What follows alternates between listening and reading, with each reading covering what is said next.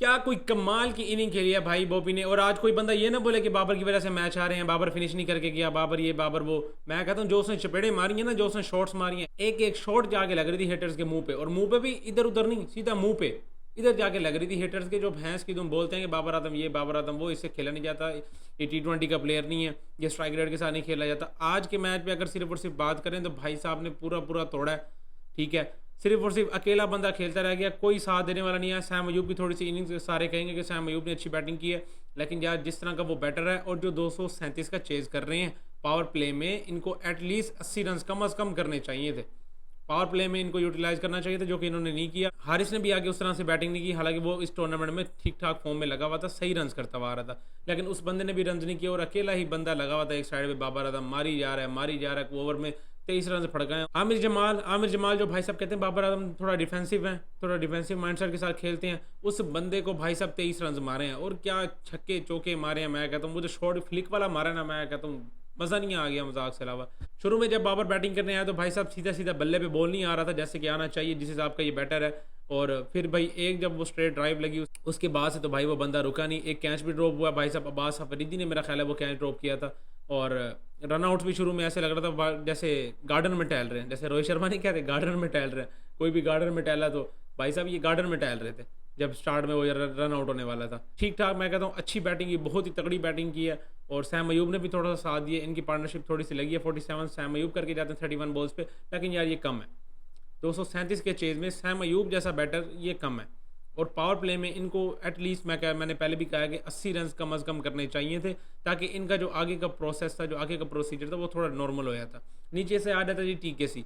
इस बंदे को मुझे समझ नहीं आता, मुझे बताओगे ये कहाँ पे परफॉर्म करता है जिसकी परफॉर्मेंस देख के आप इसको उठा के टीम में डाल देते हो। इतना अच्छा मैच बना हुआ था। वो जो 13वां ओवर गया ना मीर हमजा का, मेरा ख्याल है को 3 से 4 रन दिए उस बंदे ने, क्या को कमाल की बॉलिंग की है। उस ओवर से आगे मोमेंटम बनता गया कराची किंग्स की तरफ। उससे पहले ऐसे लग रहा था कि पेशावर ज़ल्मी ठीक ठाक पोजीशन पे जा रहा है, तब 13-14 का रिक्वायर्ड रन रेट था, वैसे तो वो भी बहुत होता है, लेकिन इस विकेट पे और जिस तरह का मोमेंटम बना हुआ था बाबर आजम का, तो वो सही जा रहा था। जैसे ही भाई सैम अयूब आउट हुए, TKC जो आगे नीचे से 15 बॉल्स पे 20 रन करके जा रहा है ना, इसको एटलीस्ट इस 15 बॉल पे 35-40 रन करके जाने चाहिए थे, क्योंकि जाहिर सी बात है यार 237 का चेज कर रहे हैं, एक और भी अच्छा चला जाए तो रिक्वायर्ड रन रेट ठीक ठाक जंप कर जाता है। रिक्वायर्ड रन रेट चाहिए था 13-14 का।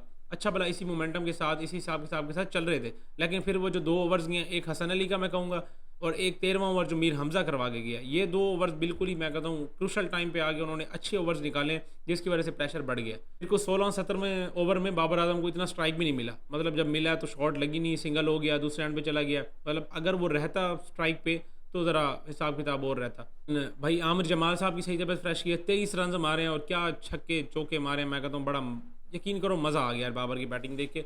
और हसन अली की बॉलिंग देखे, मीर हमजा और हसन अली ने बहुत अच्छी बॉलिंग की है। इतने 237 के चेज़ में उन दोनों ने बहुत तगड़ी बॉलिंग की है। मीर हमजा 4 ओवर में 33 रन सिर्फ और सिर्फ दिए हैं, 4 में 36 रन दिए हैं भाई साहब मोहम्मद नाबी ने। और हसन अली 4 में 30 रन दे के जा रहा है, एक आउट भी करके जा रहा है। अब्बास अफरीदी 4 में 48 रन 2 आउट। आमिर जमाल का ना पूछे, 3 ओवर्स में ही 50 करा ली भाई साहब ने। खुशदिल शाह एक ही ओवर में 11 रन।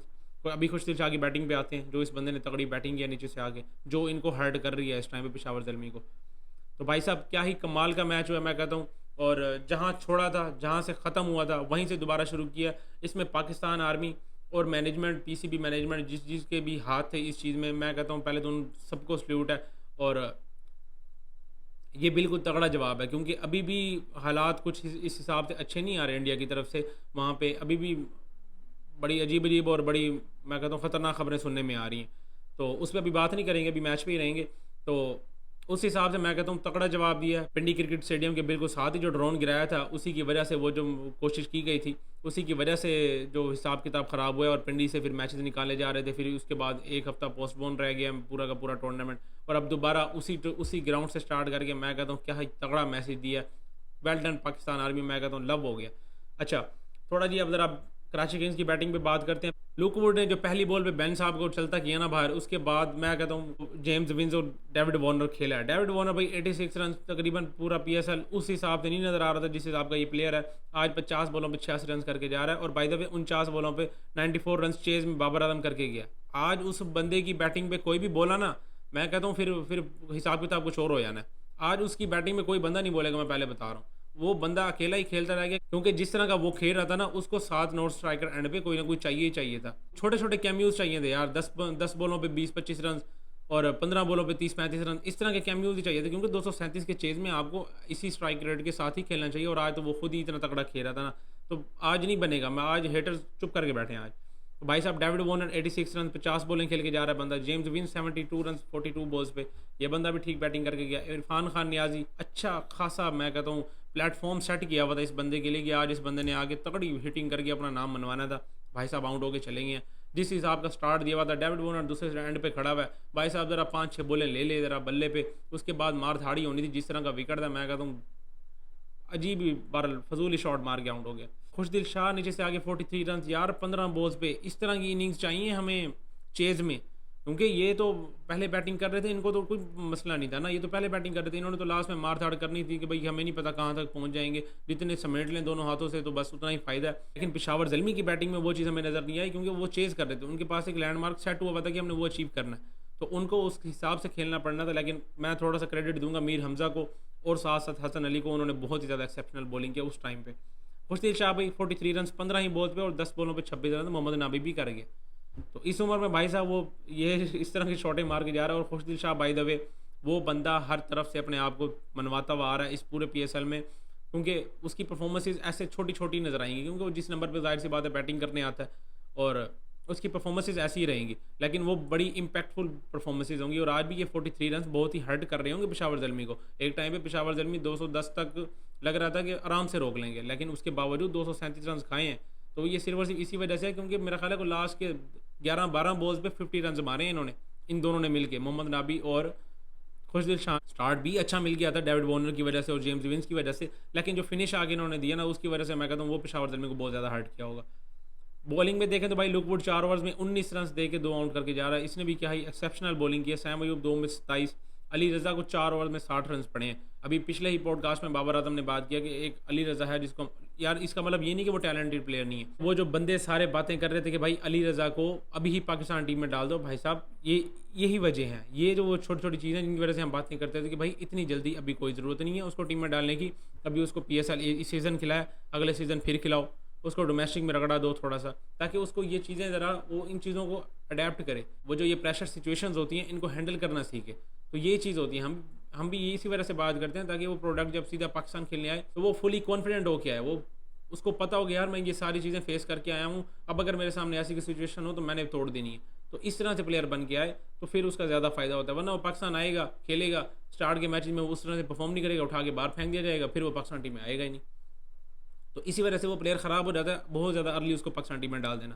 तो मेरे हिसाब से अभी इसको थोड़ा टाइम है, एटलीस्ट इसको एक PSL तो और सीज़न खेलना चाहिए ना, उसमें जो बीच में डोमेस्टिक क्रिकेट आएगी वो भी सारी खिलाएं।